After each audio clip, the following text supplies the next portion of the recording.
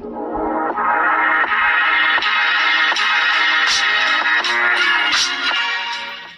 Students, आज हम class 12 mathematics का चैप्टर 5 एमएल अग्रवाल बुक से दैट इज डिटर्मिनेंट्स स्टार्ट करने वाले हैं स्टूडेंट्स।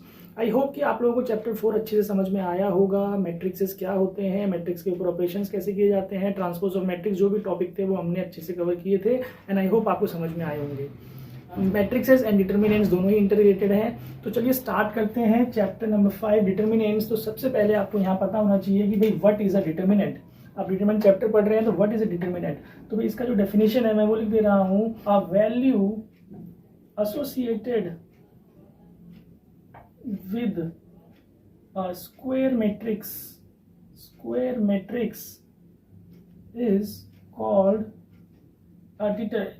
Called its determinant. तो भाई यहाँ पे डेफिनेशन को पढ़ के आपको इतना समझ में आया होगा कि एक डिटर्मिनेंट क्या चीज है, एक वैल्यू। अब ये वैल्यू का मतलब क्या है कि भाई ये एक न्यूमेरिकल वैल्यू भी हो सकती है और any kind of value it can be, जो एक स्क्वायर मैट्रिक्स के साथ एसोसिएटेड है। मतलब कि यहाँ पे इस चैप्टर में केवल आपको स्क्वायर मैट्रिक्स के बारे में ही पढ़ना है। तो स्क्वायर मैट्रिक्स के साथ एक ऐसी वैल्यू एसोसिएटेड होती है। अब इसका क्या मीनिंग है कि स्क्वायर मैट्रिक्स से हम एक वैल्यू ऑब्टेन कर सकते हैं और उस वैल्यू को ही उसका डिटर्मिनेंट कहा जाता है। ठीक है स्टूडेंट्स, अब मैं एग्जांपल लूंगा तो आपको क्लियर हो जाएगा। देखिए एग्जांपल, अगर भाई हमारे पास ए कोई मैट्रिक्स है, देखिए स्क्वायर मैट्रिक्स है ना ये 2 into 2 ऑर्डर, तो इसके साथ एक वैल्यू एसोसिएटेड है। वो वैल्यू जब हम फाइंड करेंगे उसको हम डिटरमिनेंट बोलेंगे। वो वैल्यू कैसे फाइंड करनी है, देखिए अभी ये मैट्रिक्स की फॉर्म में है तो इसको अभी हम सॉल्व नहीं कर सकते, मतलब इसको हम फाइंड नहीं कर सकते। इसको जब हम लिखेंगे, देखिए डिटरमिनेंट कैसे लिखेंगे इसका। डिटरमिनेंट के कई सिंबल हैं, DET डेट ए लिख सकते हैं और डेल्टा भी लिखाया जाता है, ये भी डिटरमिनेंट कहलाता है। और ऐसे करके जो हम ज्यादातर यूज करते हैं that is a determinant modulus के अंदर। तो ये ए डिटरमिनेंट हम सिंबल यूज करेंगे यहाँ पे। तो इसको जब लिखेंगे, हम इसको फाइंड करेंगे, तो जो मैट्रिक्स है उसको भी हम पहले मॉड के अंदर लिख लेंगे, मॉड्यूलस के अंदर। ठीक है स्टूडेंट्स, अब हम इसकी एक वैल्यू फाइंड कर सकते हैं। तो जो वैल्यू हम फाइंड करेंगे वो किस तरीके से होता है, देखिए स्टूडेंट्स, ये जो इसके डायगोनल एलिमेंट्स हैं इसको पहले आपने इंटू करना है 2 into 3 और बीच में माइनस लगा के ये वाली जो वैल्यूज है इनको इंटू करना है 1 into 4। तो देखिए भाई क्या वैल्यू निकल के आ रहा है, 6 - 4 2। तो यानी कि जो ये 2 वैल्यू है ये इसके साथ एसोसिएटेड थी, यानी कि इस मैट्रिक्स का डिटरमिनेंट जो है वो 2 कहलाएगा। कंफ्यूज होने की जरूरत नहीं है स्टूडेंट्स, बहुत ही सिंपल टॉपिक है कि एक मैट्रिक्स होता है, उसकी जब हम वैल्यू निकालते हैं, और वैल्यू हम तभी निकाल पाते हैं जब उसको हम डिटरमिनेंट की फॉर्म में लिखते हैं, तब इसको हम सॉल्व कर पाते हैं। अगर यहाँ पे मैट्रिक्स की फॉर्म में लिखा है तो हम इसको मल्टीप्लाई यहाँ पे नहीं कर सकते, ये ध्यान दीजिएगा। इसको पहले आपने मॉडुलस में कन्वर्ट करना है, मतलब डिटरमिनेंट फॉर्म में लिखना है, उसके बाद ही इसको मल्टीप्लाई किया जाएगा। और हमेशा ये ध्यान रखिएगा कि पहले डायगोनल एलिमेंट्स को ही इंटू करना है, A11 A22 से इंटू होगा और उसके बाद बीच में माइनस लगेगा और ये वाली दोनों वैल्यूज इंटू होंगी। ऐसा नहीं करना है कि भाई इसको पहले इंटू कर दिया और इसको बाद में इंटू कर दिया, तो वो रॉन्ग आंसर आएगा। आई होप कि आपको क्लियर होगा कि कैसे डिटरमिनेंट फाइंड करते हैं। ये जो डिटरमिनेंट ने बताया ये 2 into 2 ऑर्डर के लिए मैंने आप लोगों को बताया स्टूडेंट्स। अब हम बात करते हैं कि 3 into 3 ऑर्डर का डिटरमिनेंट कैसे निकाला जाता है। अगर सपोज कीजिए कि एक डिटरमिनेंट हमें गिवन है 1 2 3 -1 2 4 0 3 4, तो भाई इसको मैंने डिटरमिनेंट की फॉर्म में ही लिख लिया है। ये हमारे पास 3 into 3 का मैंने डिटरमिनेंट लिखा है। अब देखिए 3 into 3 को डिटरमिनेंट को सॉल्व करने के लिए वी हैव 6 वेज। हमारे पास 6 वेज होते हैं, आपको कोई भी एक मेथड लगा के सॉल्व करना है और 6 वेज आपको आने चाहिए। वो क्यों आने चाहिए आपको पता लगेगा, मैं बताऊंगा समझाऊंगा। बट पहले ये जो 6 वेज है उनमें से हम पहली बात करते हैं कि भाई फर्स्ट वे जो है इसको हम बोलेंगे expanding along R1। Expanding along R1 का मतलब कि भाई हम रो 1 के अलोंग इसको हम एक्सपेंड कर रहे हैं। एक्सपेंड का मतलब है कि वैल्यू फाइंड आउट कर रहे हैं। तो ये जो अलोंग R1 मैंने बोला है इसको समझेंगे। R1 का मतलब है कि हम R1 को होल्ड करके रखेंगे, इसको पकड़ के रखेंगे और कॉलम्स को एक एक करके हम चेंज करते जाएंगे स्टूडेंट्स। ठीक है, तो देखिए कैसे हम इसको करेंगे कि भाई ए डिटरमिनेंट मैं सॉल्व करूंगा तो R1 को मैंने होल्ड किया और उस R1 के साथ कॉलम 1 को होल्ड करना है, ध्यान दीजिएगा। तो R1 को और कॉलम 1 को होल्ड करने पे ये दोनों इंटरसेक्ट हो रहे हैं 1 पे, तो ये 1 को आपने यहाँ लिख लेना है। ठीक है 1, और ये दोनों जब होल्ड हुए तो उसके साथ क्या वैल्यूज बची हैं वो आपको डिटरमिनेंट फॉर्म में इसके साथ इनटू में लिख देना है। तो ये हमने होल्ड किया था फर्स्ट रो फर्स्ट कॉलम, तो ये 1 पे इंटरसेक्ट हुआ, 1 को हमने लिखा और इस ये इंटरसेक्ट ये जब होल्ड हो रहे थे तो इसके साथ जो बची है टर्म्स उसको हमने लिख लेना है, राइट। उसके बाद R1 को तो होल्ड ही रखना है हमें बेटा, R1 को होल्ड रखना है। अब कॉलम 2 को होल्ड करना है, कॉलम को चेंज करके कॉलम 2 पे आना है। तो देखिए कहाँ इंटरसेक्ट हो रहे हैं, ये 2 पे। अब यहाँ पे ध्यान दीजिएगा कि यहाँ पे एक माइनस साइन लगेगा, वो क्यों लगेगा बताता हूँ मैं। आप यहाँ पे माइनस साइन लगाइए और फिर अगेन R1 के साथ कॉलम 2 को होल्ड करने पे ये और ये होल्ड हो रहे हैं, तो बचे जो टर्म्स हैं वो आप डिटर्मिनेंट की फॉर्म में इसको ऐसे लिख लीजिए, ठीक है। उसके बाद अगेन R1 तो होल्ड रहेगा, कॉलम 3 पे आ जाइए। तो R1 के साथ कॉलम 3 को होल्ड करने पे हम जो टर्म इंटरसेक्ट हो रही है वो 3, तो आप इसको +3 लिखिए। ये प्लस क्यों लगाया बताऊंगा मैं अभी। ये हमने होल्ड कर लिया, तो जो टर्म्स बची हैं वो आप डिटर्मिनेंट फॉर्म में इसके साथ नोट कर लीजिए। तो देखिए अब ये 2 × 2 डिटरमिनेंट बन गया, जो अभी हमने सीखा है। 2 × 2 डिटरमिनेंट कैसे सॉल्व होता है भाई, 1 पहले आप इसको इंटू करिए, 8 माइनस लगाइए और ये 12 -2, यहाँ से ये इंटू होगा तो -4 और ये -0, यहाँ से +3 और ये इंटू होगा -3 -0। तो देखिए जो वैल्यू हमारे पास आ रहा है -4, ये हो जाएगा +8 और ये हो जाएगा -9। तो हमारे पास जो आंसर आया दैट इज 4 - 9 -5। तो यानी कि -5 इस डिटर्मिनेंट की वैल्यू है, ठीक है। और ये डिटर्मिनेंट एक मैट्रिक्स था 3 × 3 ऑर्डर का, तो उसका डिटर्मिनेंट -5 है, ठीक है स्टूडेंट्स। अब यहाँ पे ध्यान दीजिए, जो मैंने माइनस और ये प्लस लिखवाया, ये किस तरीके से लिखवाया उसको ध्यान दीजिए कि जो ये पोजीशंस थी, आपको ध्यान होगा कि भाई ये 1 पोजीशन थी, ये A1 2 पोजीशन थी, ये A1 3 पोजीशन थी। तो आपको क्या करना था, जब हमने रो 1 को होल्ड किया, उसके साथ कॉलम 1 को होल्ड किया, तो वो इंटरसेक्ट हुआ A11 पोजीशन पे। ये A11 पोजीशन इवन पोजीशन कहलाएगी। इवन कैसे, 1 + 1 करने पे 2 आ रहा है, तो ये इवन पोजीशन है। इवन पोजीशन पे हमें जो इस टर्म का साइन है वही साइन हमें लेना है। और अगर ये जो पोजीशन है 1 2 को प्लस करने पे 3 आ रहा है, तो ये ऑड पोजीशन कहलाएगी। तो ऑड पोजीशन पे जो भी हमारे पास टर्म होगा उसका सिंबल चेंज करके, उसका साइन चेंज करके आपको लिखना है स्टूडेंट्स। यहाँ पे समझ में आई बात। ये प्लस में था तो मैंने माइनस कर दिया बिकॉज ये ऑड पोजीशन है। और इसी तरीके से A13 जो है वो इवन पोजीशन है, तो इवन पोजीशन का साइन प्लस में है तो प्लस में ही रखेंगे, जो साइन होगा वही रखेंगे। ऑड पोजीशंस पे आपको साइन चेंज करके लिखना होगा। तो आई होप आपको क्लियर होगा। अब देखिए मैं इसका अलॉन्ग सेकंड मेथड बताता हूँ। जैसे एक्सपेंडिंग अलॉन्ग हमने R1 किया, R1 का मतलब कि भाई R1 को ही होल्ड करना है, कॉलम को चेंज करते जाना है। इसका जो सेकंड एक्सपेंशन हो सकता है वो हो सकता है एक्सपेंडिंग अलॉन्ग R2। तो भाई अब आपको समझ आ रहा होगा कि अलॉन्ग R2 का क्या मतलब है। अलॉन्ग R2 का मतलब है कि R2 को ही होल्ड करेंगे और कॉलम्स को हम चेंज करते जाएंगे।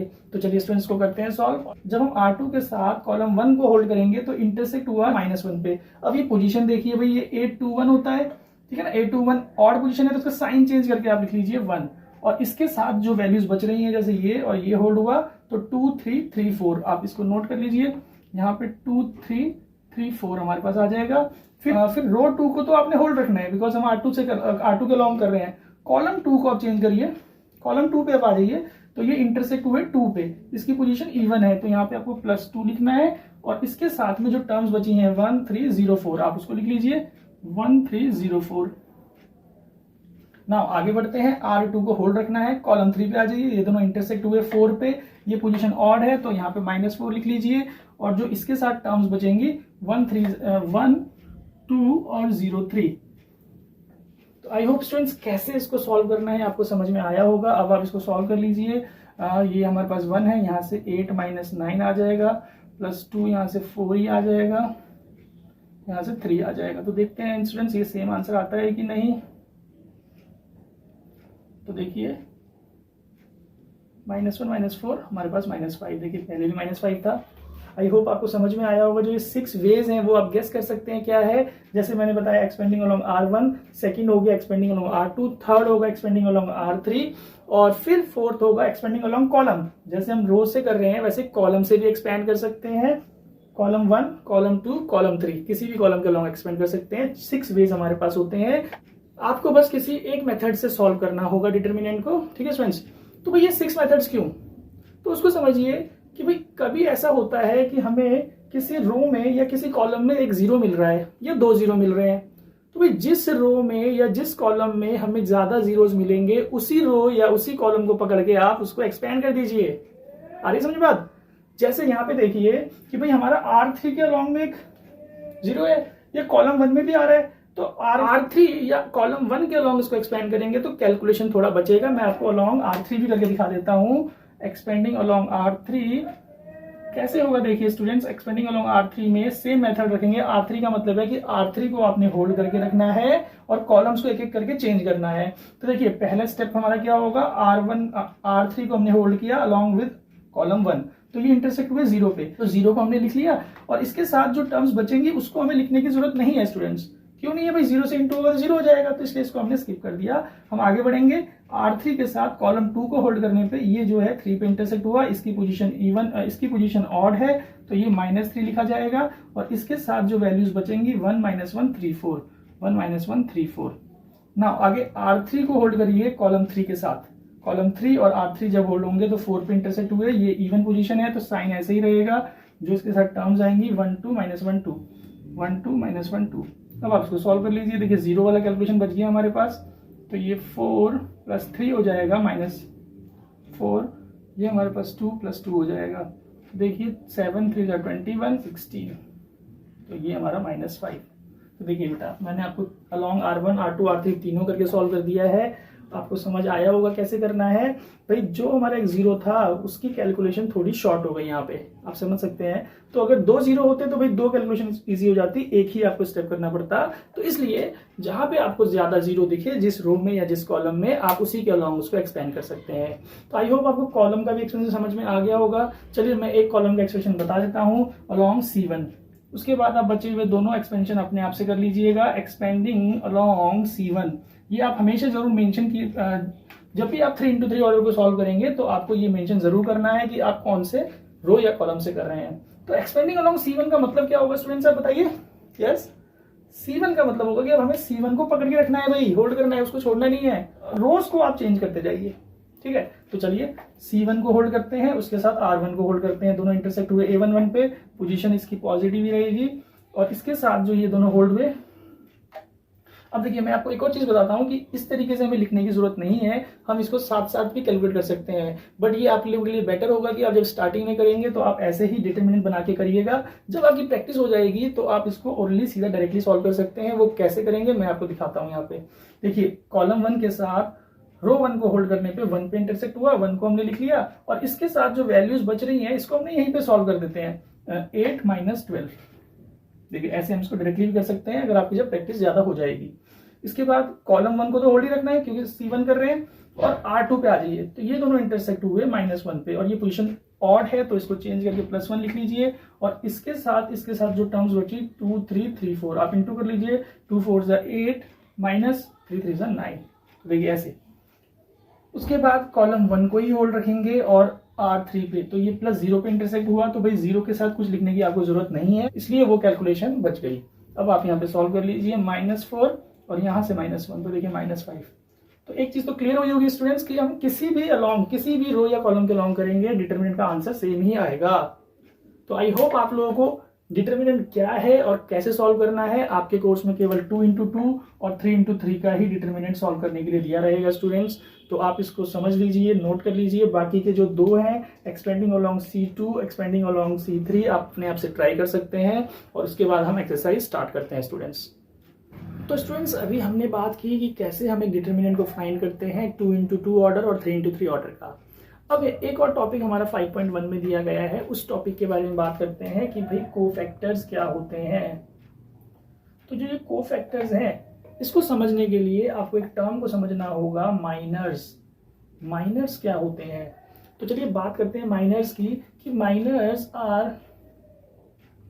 Are just the elements of the determinant with a condition, कि भाई उसमें कंडीशन लगी होती है।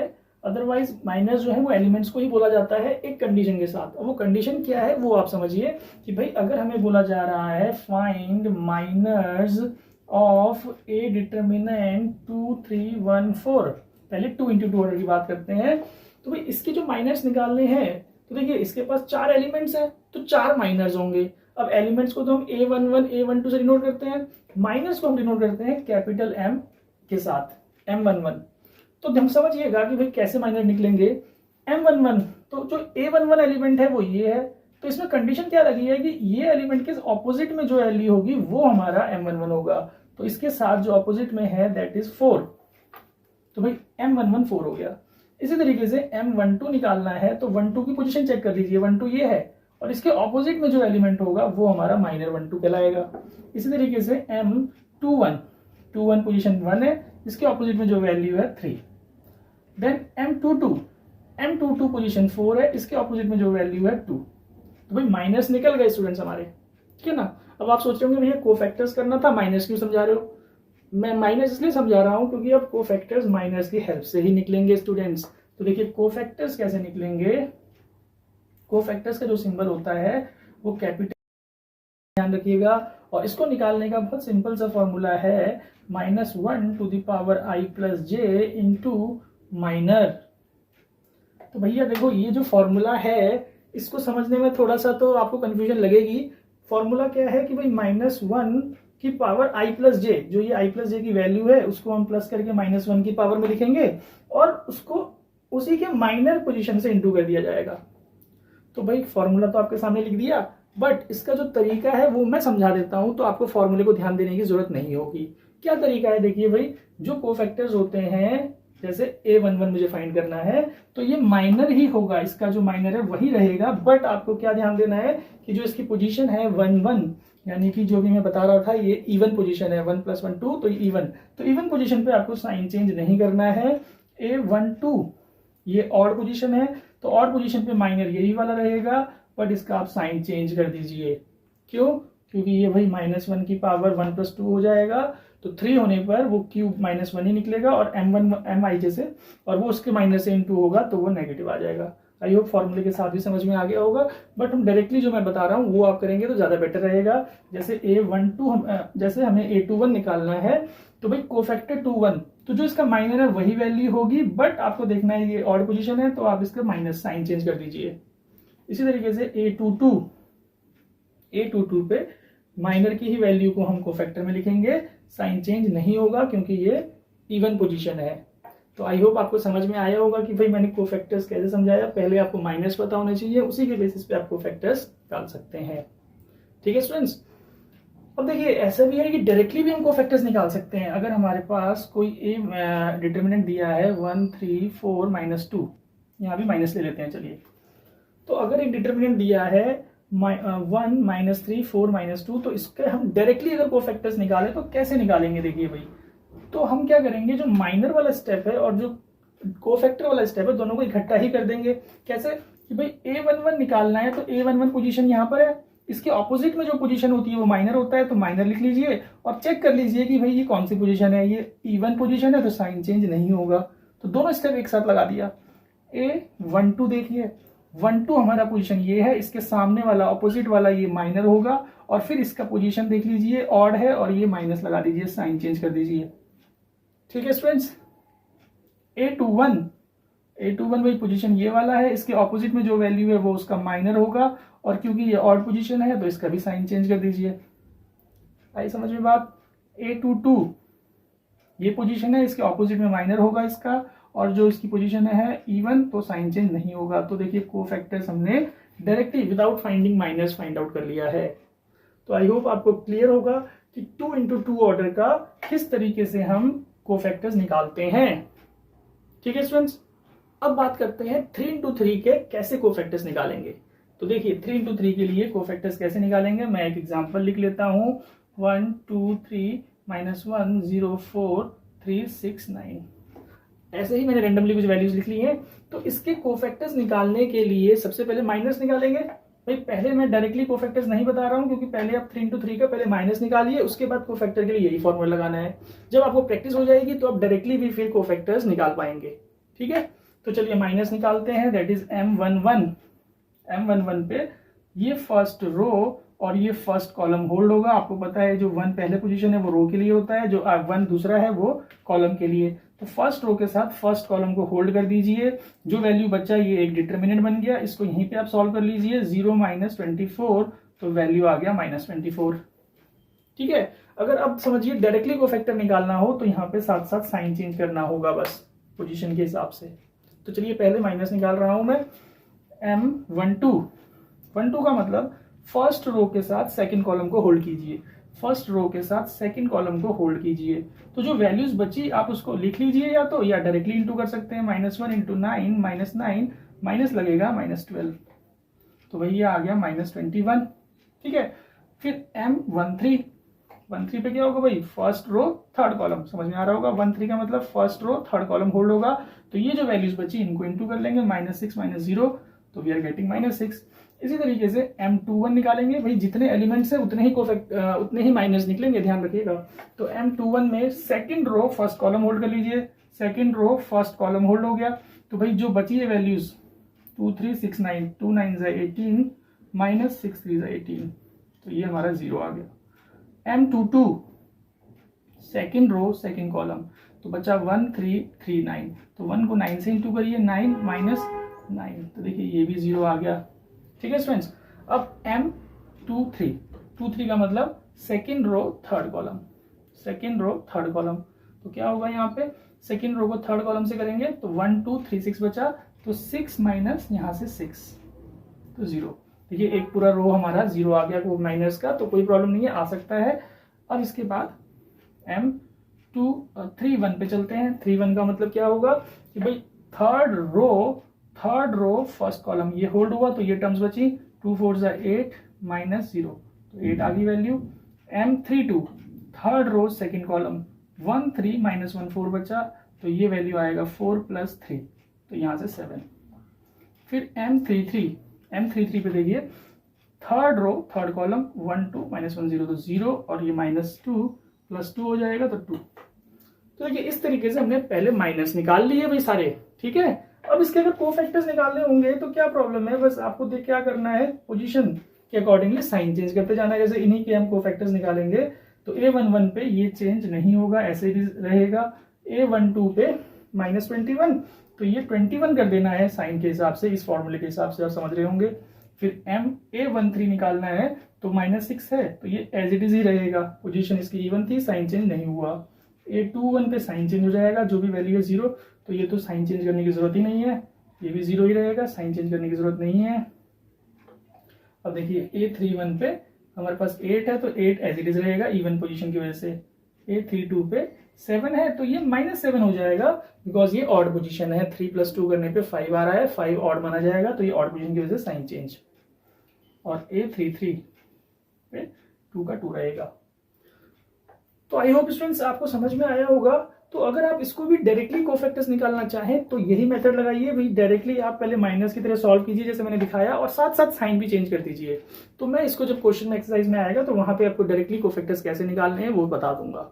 तो आप इसको नोट कर लीजिए, फिर हम एक्सरसाइज शुरू करते हैं। चलिए स्टूडेंट्स, एक्सरसाइज 5.1 स्टार्ट करते हैं। तो 5.1 का फर्स्ट क्वेश्चन मैंने लिख लिया है, हमें डिटर्मिनेंट फाइंड करना है। तो देखिए इसका जो सोल्यूशन रहेगा, आपको पता है डायगोनल एलिमेंट्स को पहले इंटू करना है, तो x² - x + 1 के साथ x+1 को इंटू करेंगे, माइनस ये वाले दो टर्म्स इंटू होंगे। 2 × 2 ऑर्डर को इस तरीके से सॉल्व किया जाता है। तो आप भाई इंटू कर लीजिए, तो x³ + x² - x² - x + x और ये +1। ठीक है, माइनस यहाँ लगाइए और इनको इंटू कर लीजिए, x² - 1 आ जाएगा। तो भाई ये तो हम जस्ट ब्रैकेट ओपन करेंगे तो ये प्लस हो जाएगा, नेक्स्ट स्टेप में आप कर लीजिएगा, मैं यहीं पे कर रहा हूँ, ये +1 हो जाएगा। तो देखिए कौन कौन सी टर्म कैंसिल हो रही है, तो भाई x³ - x² + 1 का 2 हो गया, 1 1। तो ये हमारा सॉल्यूशन फर्स्ट पार्ट का आ गया स्टूडेंट्स। नाउ सेकंड पार्ट का जो सॉल्यूशन है इसको देखते हैं। इसका जो सॉल्यूशन रहेगा भाई, पहले आप इनकी वैल्यूज पुट कर लीजिए, cos 90 0, -1/√2 ये 1 और ये 1/√2 भाई इंटू करते हैं, तो ये वाला टर्म इंटू करने पे 0, माइनस ये वाला इंटू टर्म करने पे माइनस है यहाँ पे ऑलरेडी, तो प्लस हो जाएगा। तो इसका आंसर आया 1/√2। अब इसका जो सेकंड पार्ट है, सेकंड क्वेश्चन देख लेते हैं। सेकंड का फर्स्ट पार्ट हमें दिया गया है -1 31 40 0 5 -4 32 0 0 20। तो भाई आप देखिए कि मैंने आपको बताया था 3 × 3 ऑर्डर जब हम सॉल्व करते हैं तो हमारे पास 6 वेज हैं, हम कहीं से भी इसको सॉल्व कर सकते हैं। तो देखिए मैंने बोला है जहां पे आपके पास ज्यादा 0 नजर आए आप वहां से कर दीजिए। तो कॉलम 1 में ही आप सीधा चलिए, वैसे R3 में भी है बट कॉलम 1 से ही इसको एक्सपेंड कर देते हैं, एक्सपेंडिंग अलोंग C1। तो देखिए क्या फायदा होगा, तो भाई C1 के अलोंग जब मैं इंटू करूंगा, एक्सपेंड करूंगा, तो ये दोनों C1 के साथ R1 होल्ड होगा। तो भाई -1 पे इंटरसेक्ट हुआ, और जो इसके साथ टर्म्स बची ये वाली, ये आप इंटू कर लीजिए 100 और ये 0। बाकी आप देखिए जब आप C1 को होल्ड करेंगे R2 के साथ तो ये 0 आ जाएगा, और अगेन जब आप C1 को होल्ड करके R3 को होल्ड करेंगे तो +0 के साथ जो भी टर्म आएगा 0 हो जाएगा। तो इसलिए ये हमारे पास -100 सॉल्यूशन। तो देखिए इस तरीके से एक ही स्टेप लगाना पड़ा क्योंकि 2 जीरोस इसमें ऑलरेडी थे। क्लियर है स्टूडेंट्स? नाउ सेकंड का सेकंड पार्ट देखते हैं। हमें गिवन है 2 0 0 -25 3 0 और 71 64 7। तो आई होप स्टूडेंट्स आप में से सभी बच्चों को समझ आ गया होगा कि इसको कैसे एक्सपेंड करें। या तो आप कॉलम 3 से कर दीजिए या R1 से कर दीजिए। तो यहाँ पे हम R1 से ही इसको एक्सपेंड करते हैं, एक्सपेंडिंग अलोंग R1। तो भाई R1 के साथ C1 को होल्ड करने पे ये 2 पे इंटरसेक्ट हुआ, और इसके साथ जो टर्म्स बची हैं उसको हम ये पे इंटू कर लेंगे। 3 7 21 -0। तो भाई आगे R1 के साथ कॉलम 2 होल्ड करने पे 0 आएगा, और R1 के साथ ही कॉलम 3 को होल्ड करने पे भी 0 ही रहेगा। तो भाई इसका जो आंसर आया 42। तो आई होप आपको क्लियर होगा कैसे हम 3 × 3 को सॉल्व करते हैं। नाउ थर्ड क्वेश्चन देखते हैं स्टूडेंट्स। हमें एक डिटर्मिनेंट दिया गया है 3 × 3 ऑर्डर का।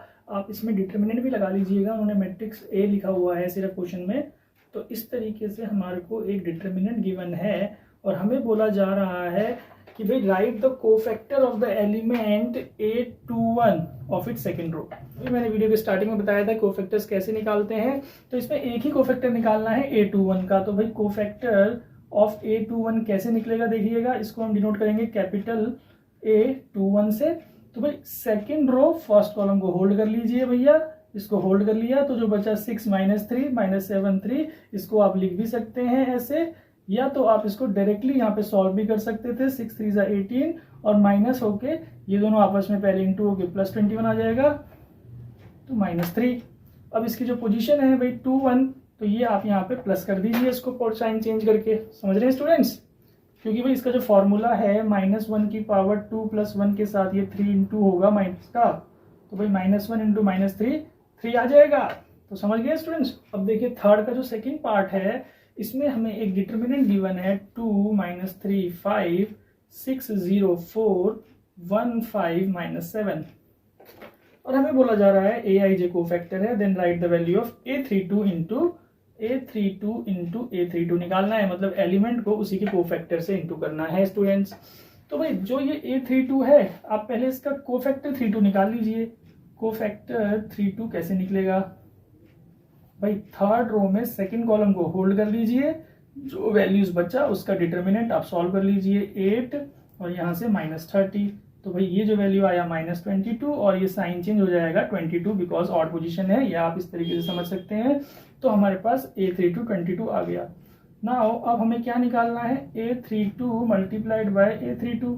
तो भाई ये जो वैल्यू है A32 की 5 है, इंटू आप कर दीजिए 22, तो देखिए आपके पास आ जाएगा 110। ये आंसर आ गया स्टूडेंट्स।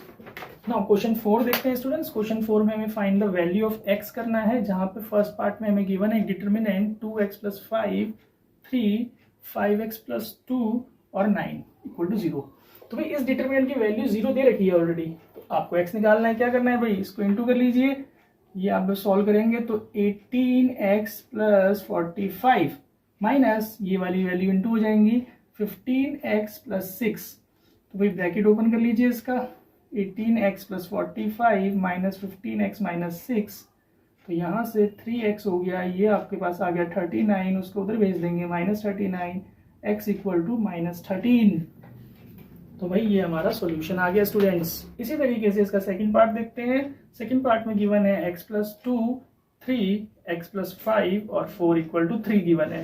तो भाई करिए इंटू, इसको डायरेक्टली हम कर देते हैं। 4x + 8 - 3x - 15, मैंने माइनस डायरेक्टली लिख लिया है यहाँ पे। तो 4x - 3x x हो गया, -7 वो उधर चला जाएगा, +7 x = 10। आई होप आपको समझ में आए होंगे स्टेप्स। ना क्वेश्चन 5 देखते हैं स्टूडेंट्स। क्वेश्चन 5 में बोला है x बिलोंग टू n, तो हमें x की वैल्यू निकालनी है। ये जो कैपिटल N है इसका मतलब है नेचुरल नंबर। तो भाई जो डिटर्मिनेंट हमें गिवन है फर्स्ट पार्ट में x3 4x = 4 - 3 0 1, हमें x निकालना है। अब यहाँ पे देखिए बहुत इंटरेस्टिंग क्वेश्चन है। कुछ स्टूडेंट्स को ये लग सकता है कि भाई A11 को A11 के इक्वल रख देते हैं, x = 4, तो ये बिल्कुल गलत हो जाएगा भाई। क्यों?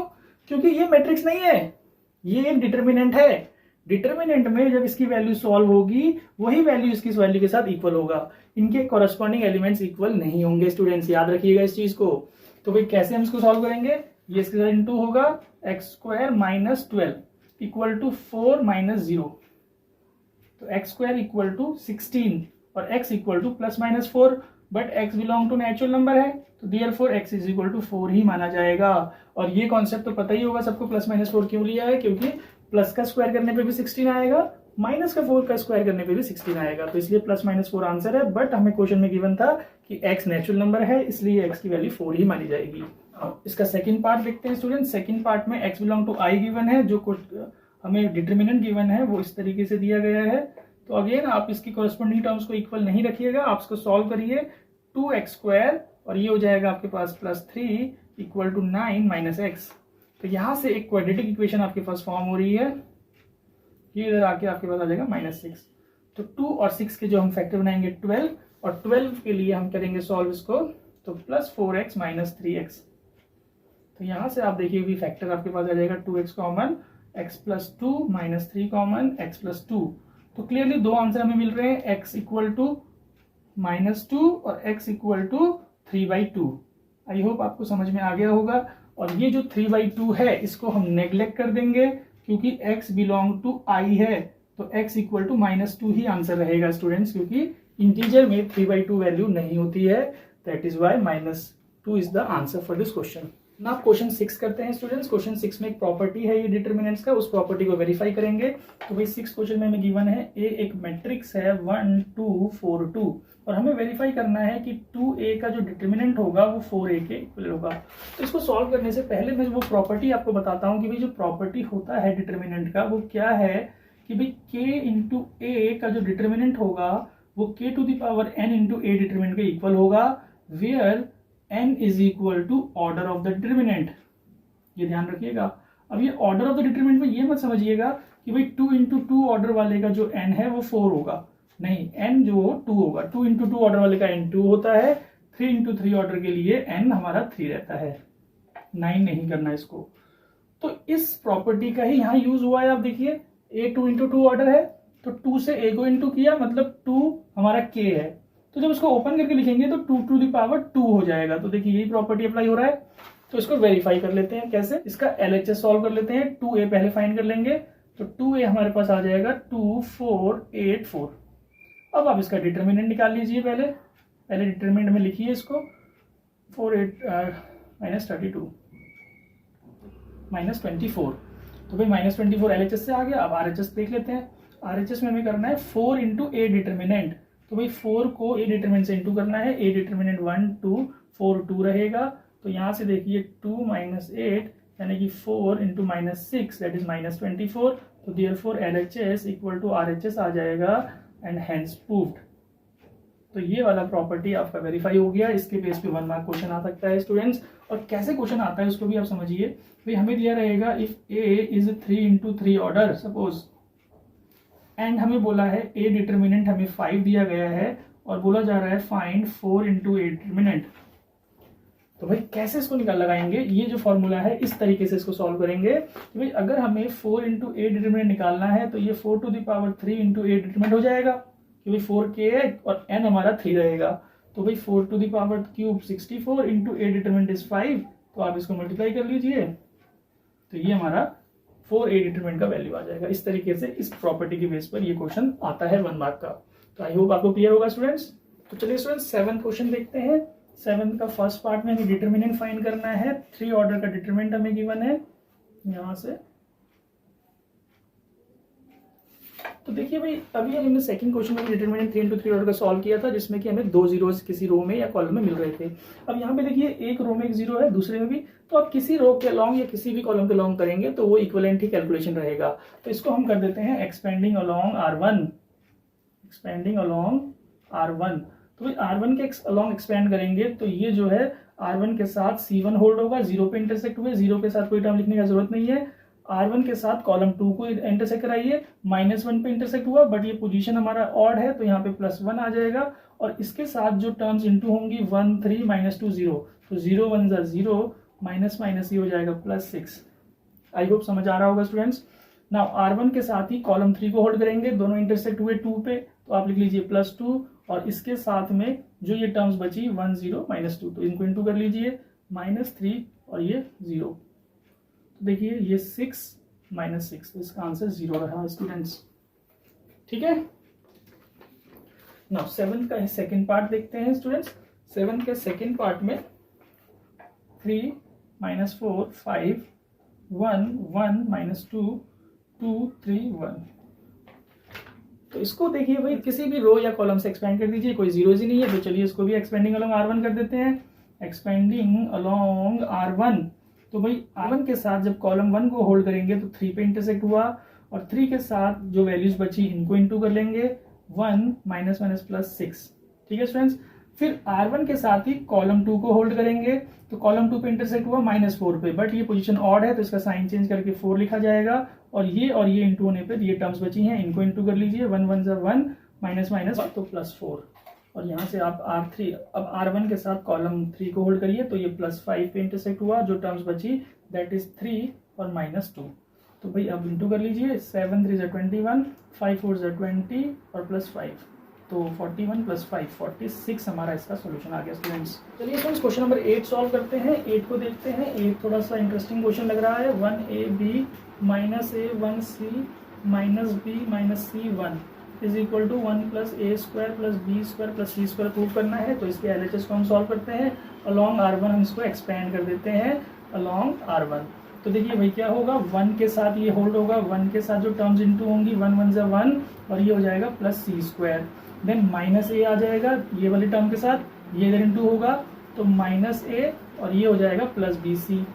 देन आगे बढ़िए, R1 के साथ कॉलम 3 को होल्ड करिए, तो +b पे इंटरसेक्ट हुआ, जो टर्म्स बची दैट इज ac - +b, तो इसको सिंप्लीफाई कर लीजिए, आंसर आ जाएगा +a² - abc + abc + b², तो भाई ये टर्म कट गई। अब देखिए जो बचा है उसको अरेंज करके लिख लीजिए, equal to RHS and hence proved. तो इसी के साथ फर्स्ट एक्सरसाइज कंप्लीट होता है स्टूडेंट्स। आई होप आप लोगों को ये एक्सरसाइज अच्छे से समझ आई होगी, डिटरमिनेंट 2 × 2 ऑर्डर का और 3 × 3 ऑर्डर का कैसे सॉल्व किया जाता है। अगर आपको इस वीडियो में बताए गए मेथड अच्छे से समझ में आए हो तो आप प्लीज़ इस वीडियो को अपने दोस्तों के साथ शेयर करना ना भूलें। Thank you.